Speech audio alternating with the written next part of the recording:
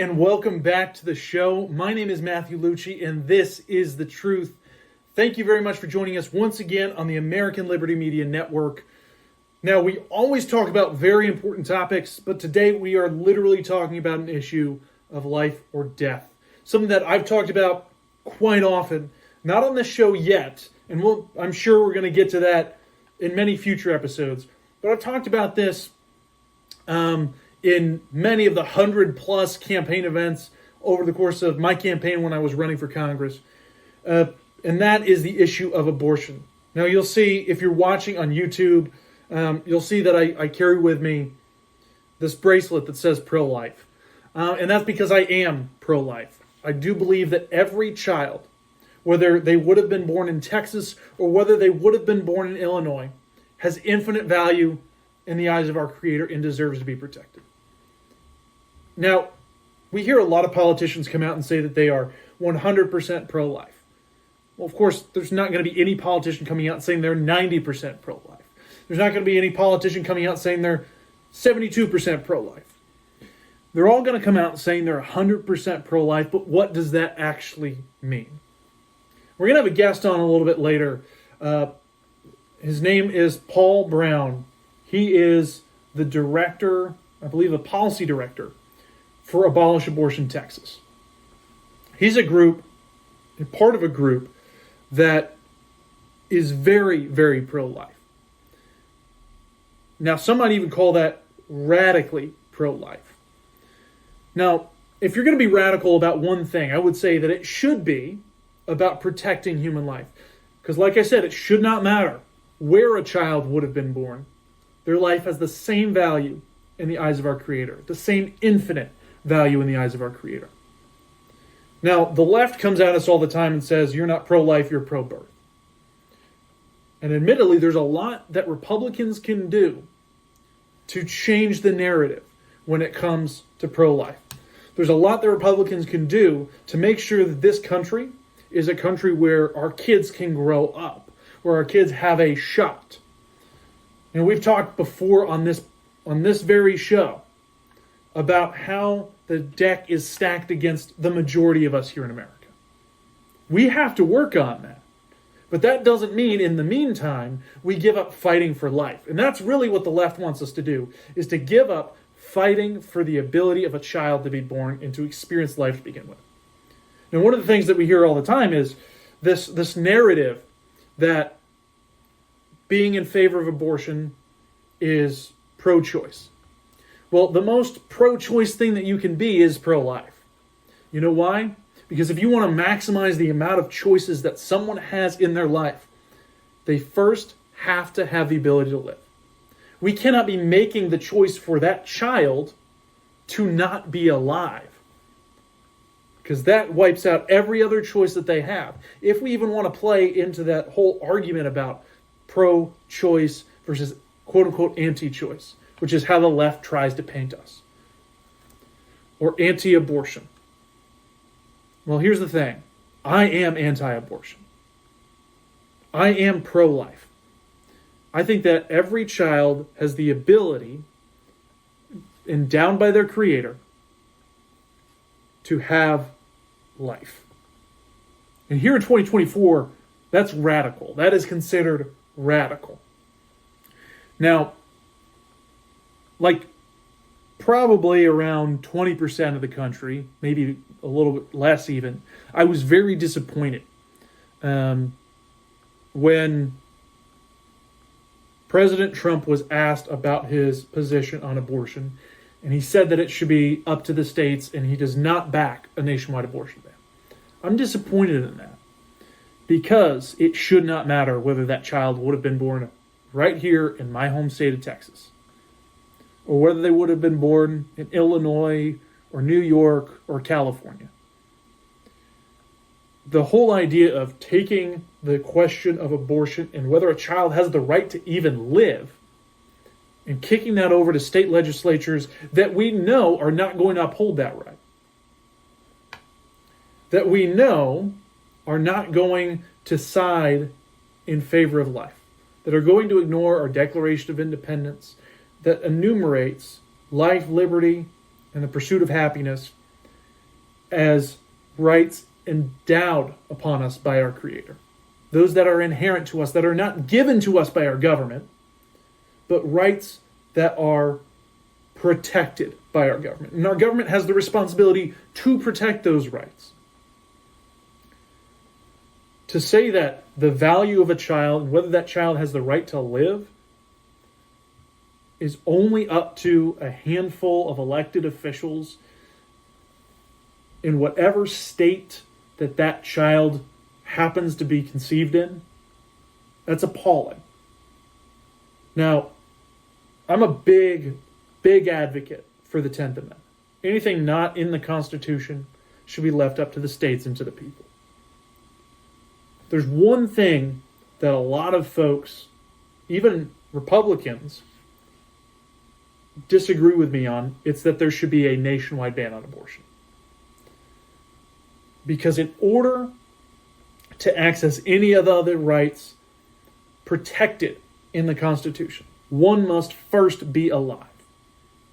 And I doubt that the Founding Fathers could have envisioned a time when life was up for debate over whether it was actually a right or not. And that's why we need more folks running for office, making policy, advocating at all levels for a child's right to live. Because here in 2024, we don't know what a woman is, and we don't have the ability to determine whether a child should be able to live or die. We don't know what life is anymore. We don't know what women are anymore. What is gender? All of these are questions that undoubtedly will be taken out of context when someone later on clips this.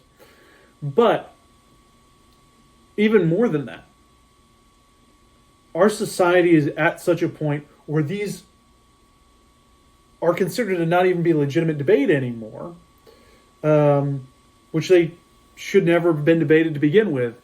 You know, what is a man or a woman?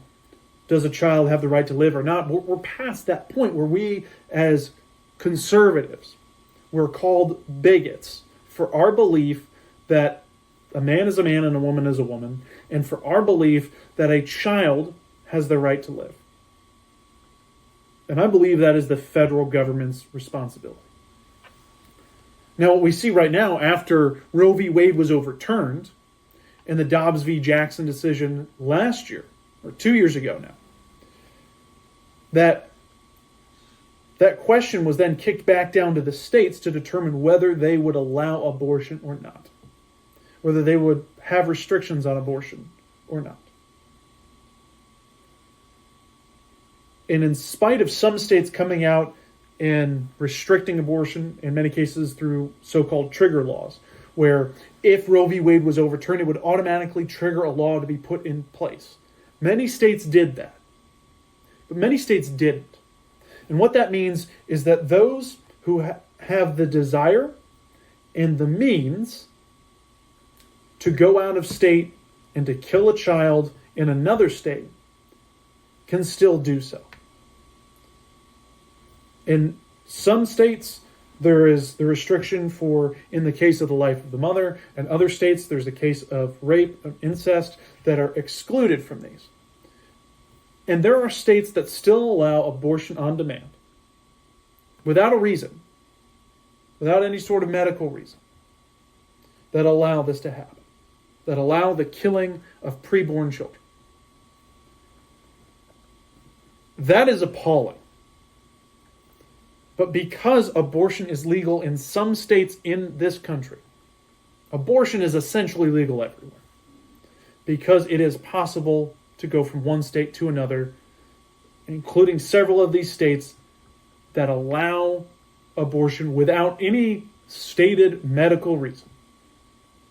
If that's your hang up there, if it has to be medical reason, then even the states that don't even have a medical reason as a requirement, they allow folks to come in from another state to kill their children in those states.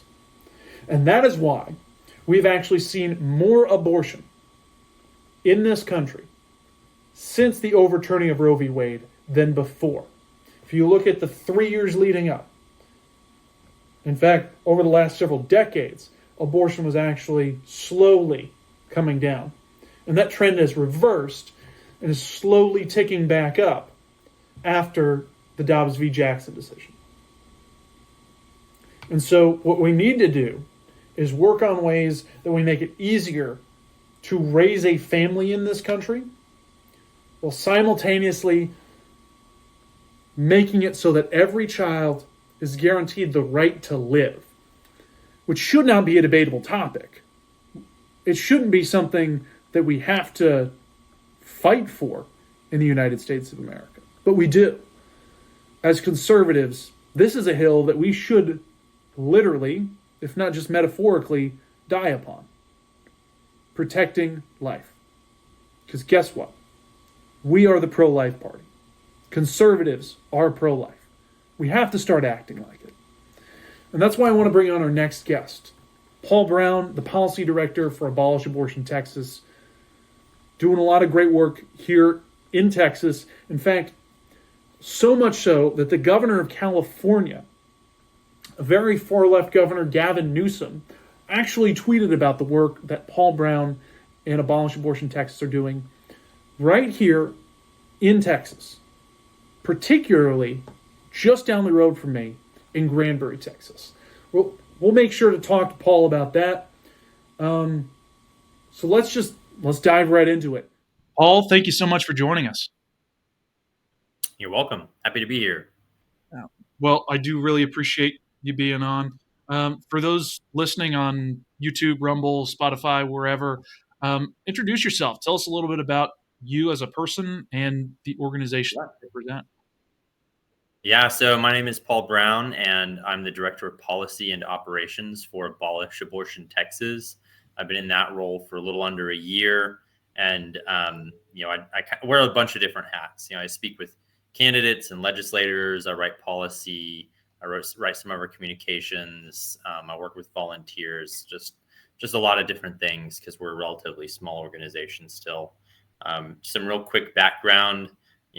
I've done a smattering of things. I was in the Marine Corps, worked in intelligence. I worked in banking, entrepreneurship. I have my own business that I run, and I homeschool my kids. So there's a lot on the plate.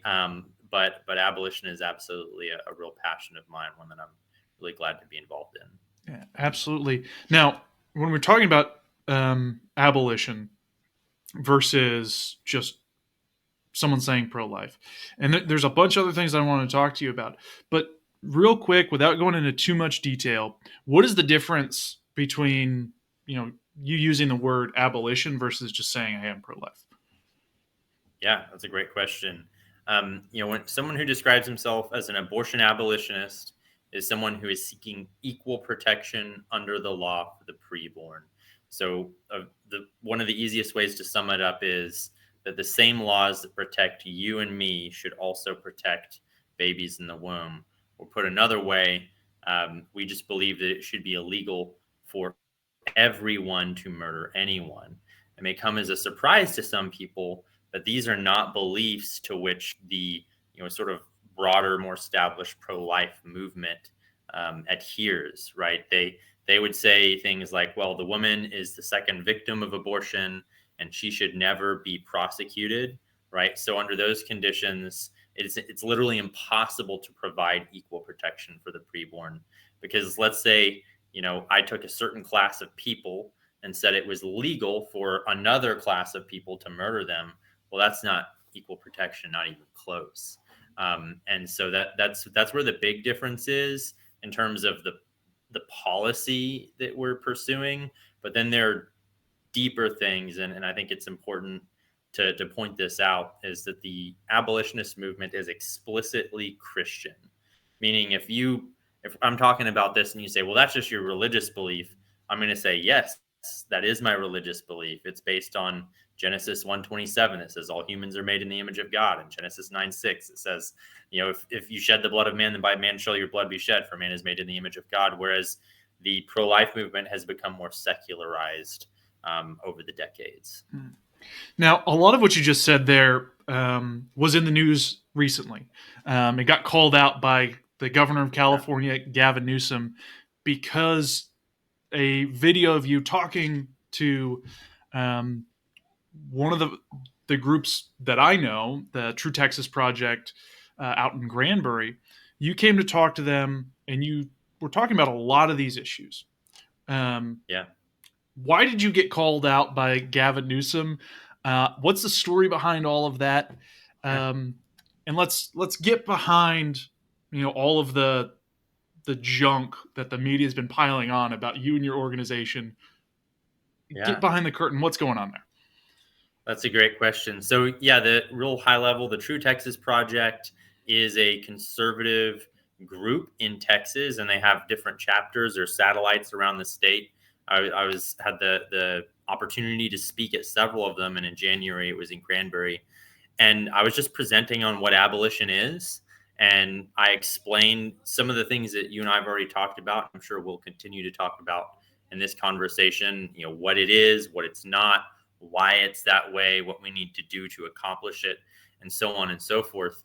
And for a lot of people, the stickiest point in the discussion about abolition is the proposition of charging women for having abortions, right? Like this, if a human life begins at the moment of fertilization, that's taking a human life, that should be criminal. Well, it just so happens that the whole speech was filmed. Someone put it on Facebook, someone who's friendly to the organization and the idea, but someone else took that video. It was actually the chair of the Democrat Party of Hood County, where Granbury is. She took it and she cut it down into this 7-minute version, which frankly captured my talking points fairly well. I was very happy with the content that she captured. I stand by every word that she captured in there. But what she did, and then what other people have done after her, is emphasize this point that I frankly didn't make. They're like, hey, Republicans want to kill women or want to execute women who have abortions or participate in IVF. And what I would say is, hey, equal protection means that if I would be charged with murder for killing a born person, then I or anyone else who kills a preborn person should also be charged with murder. But we're not prescribing specific sentencing guidelines, right? We're not saying that everyone who does that should be executed under the law. And in Texas, if you know how the criminal justice system works, one, we're going to have a pretty uphill battle just to get DAs, I think, to prosecute if we do get this law passed. But then on top of that, you look at the number of murders that take place in Texas annually compared to the number of executions, right? Executions are very, very rare in Texas as everywhere else, and especially for women. Texas has executed something like 6 women since 1992. So the odds that anyone would ever be executed, any mother would ever be executed for having an abortion in Texas is extremely low. And that's not our goal. As I stated in my speech, my goal is to protect the preborn. And our desire is that no woman would break that law. We're not looking to punish women. We're looking to protect the preborn. Yeah, absolutely. And, you know, you've been following very closely a lot of legal battles, particularly those that sought to overturn Roe v. Wade. One in particular, the Dobbs v. Jackson decision from a couple of years ago, changed the landscape nationwide. I think you could agree on Yeah. who was really in control of making abortion law.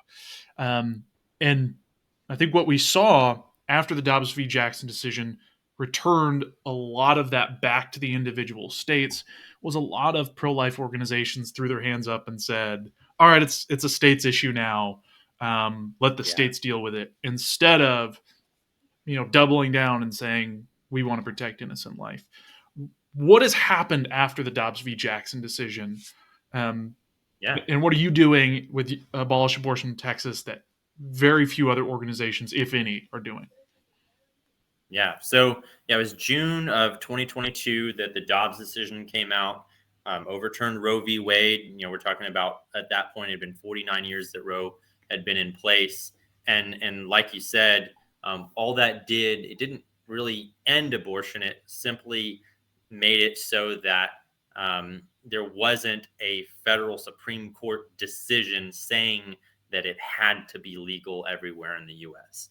Now, really brief aside on that, prior to the Dobbs decision, abolitionists, myself included, our position was that we should pursue nullification, that we should ignore the Roe decision, similar to what Wisconsin did with the Fugitive Slave Acts, right? They just didn't abide by what the federal government was telling them, and they didn't return fugitive slaves in violation and in defiance of the federal government. So that's what we called on states to do before. Certainly, none of them followed through or took us up on that. But with it out of the way, now that's aside.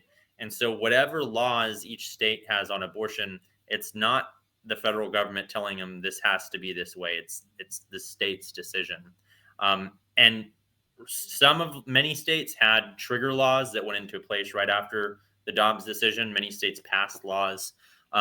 But none of those laws actually ended abortion. And that's a common misconception that people have, is like there's 14 states where abortion is banned. There are no states where abortion is banned. There are 14 states where abortion is restricted, right? It has maybe higher restrictions than it does in places like Illinois and New York and California.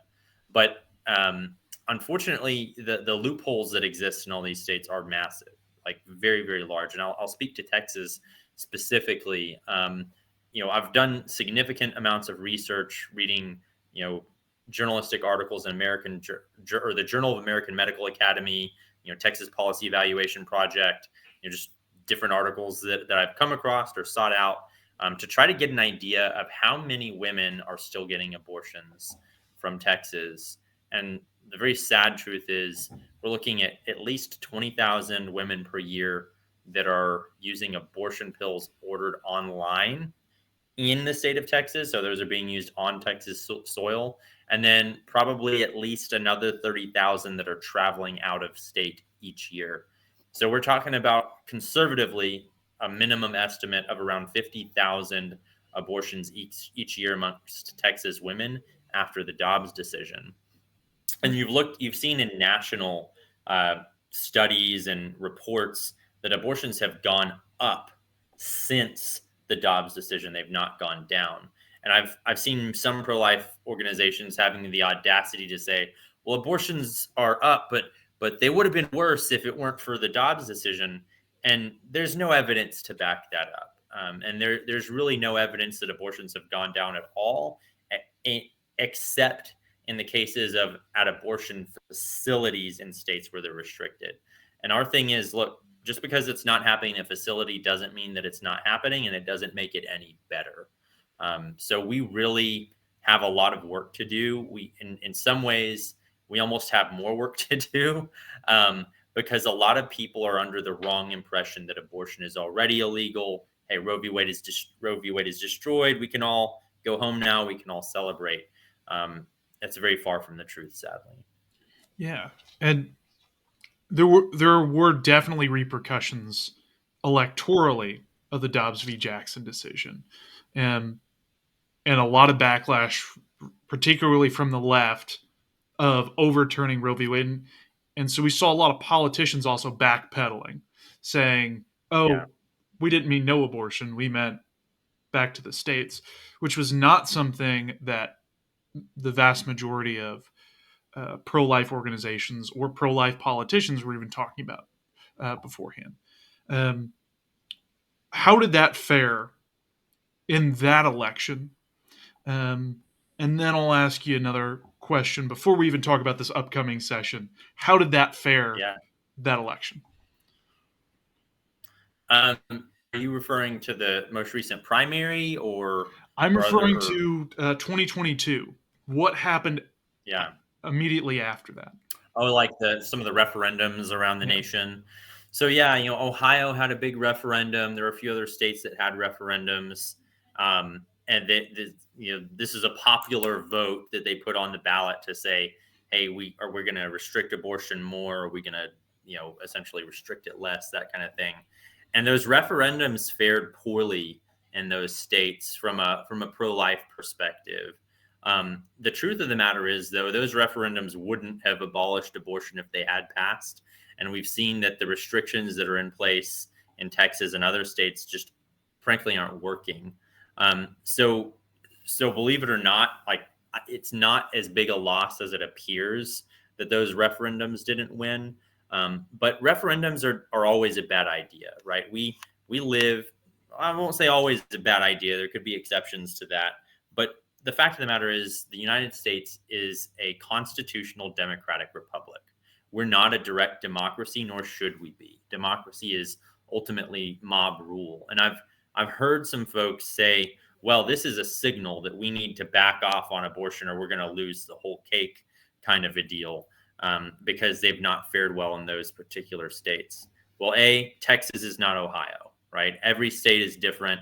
There's a lot of states where those referendums probably would have gone differently. I believe Texas is one of them. But B, it shouldn't be a referendum question to begin with, right? The reason we are a republic is because we're a nation governed by laws. In order to follow laws well, in order to govern in accordance with those laws, you need people who have a greater level of understanding and accountability to follow those laws and principles in place. A straight democracy simply cannot facilitate that form of government and justice upon which the United States was founded. So that's probably a deeper and longer conversation, frankly, if we're going to unpack it more thoroughly. But I'll say this: I don't feel any pressure to shrink back based on those particular referendums. If anything, we need to push harder, and our convictions have to be deeper than the folks on the other side who are always trying to cast doubt our direction. Yeah, absolutely. Now, Abolish Abortion Texas has started to do a lot more work in the Texas legislature in particular. Talk to me about how this last primary went for some of the candidates who had come out in favor of a lot of the positions to abolish abortion versus Yeah. those who said they were pro-life and had been endorsed by other pro-life organizations. Yeah. Well, it went really well, and I'll kind of set the stage.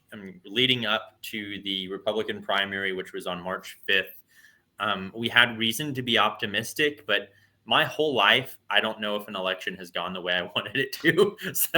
So I mean, I'm like, my hopes are getting up, but I'm just keep pushing them down.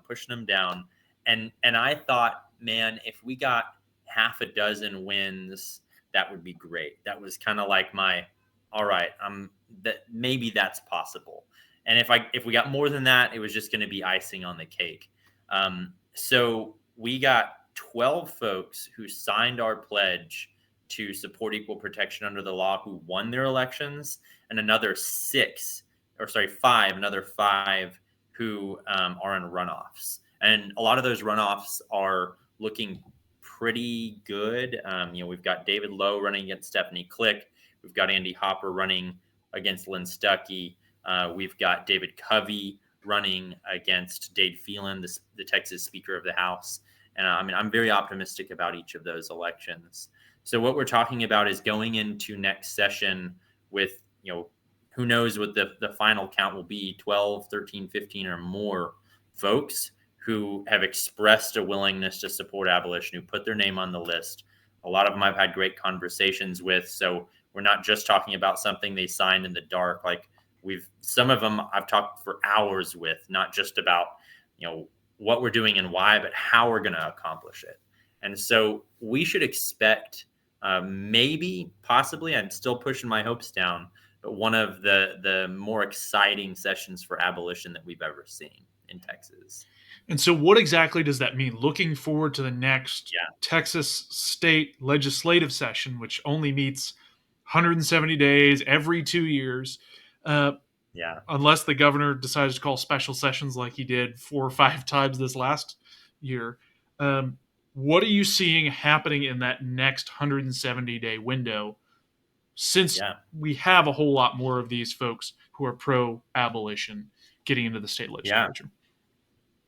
Well, some of it depends on how, who ends up as the next speaker for the Texas House. There's been some talk of Tom Oliverson, who's he actually co-authored our bill one session a couple of sessions ago.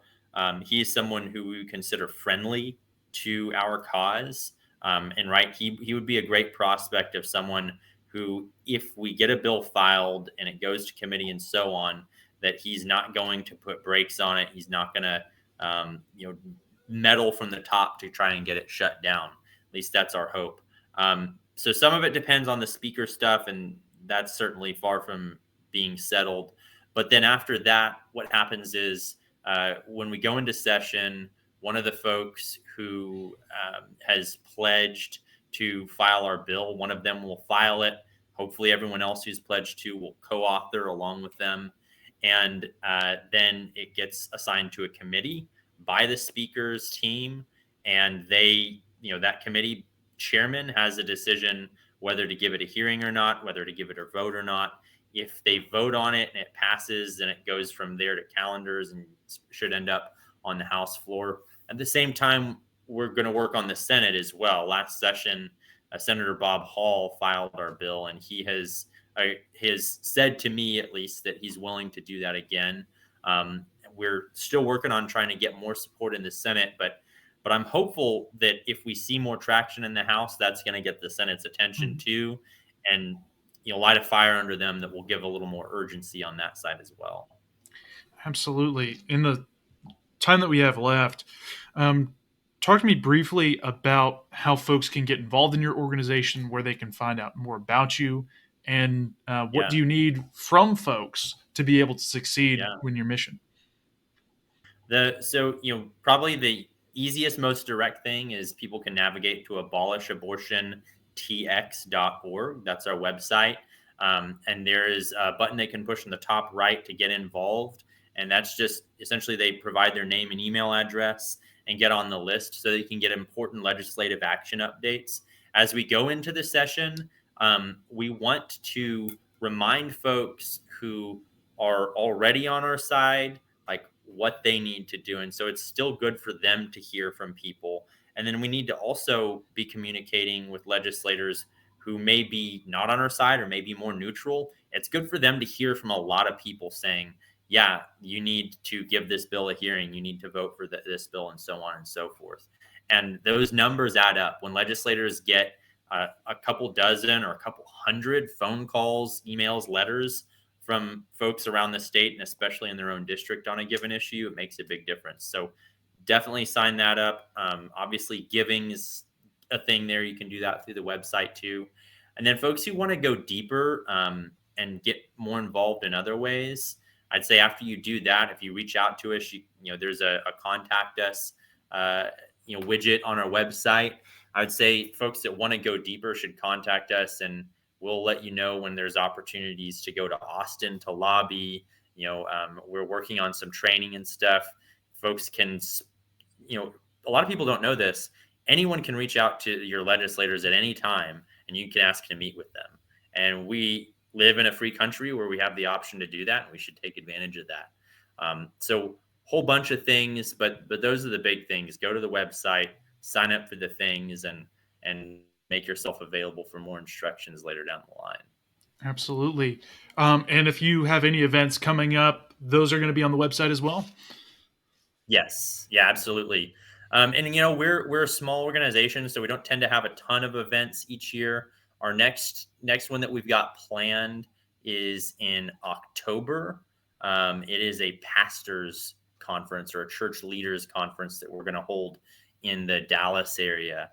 So anyone who's a pastor, a church leader who wants to learn about abolition, get more involved in abolition, get your church more involved in abolition, I would say sign up for that.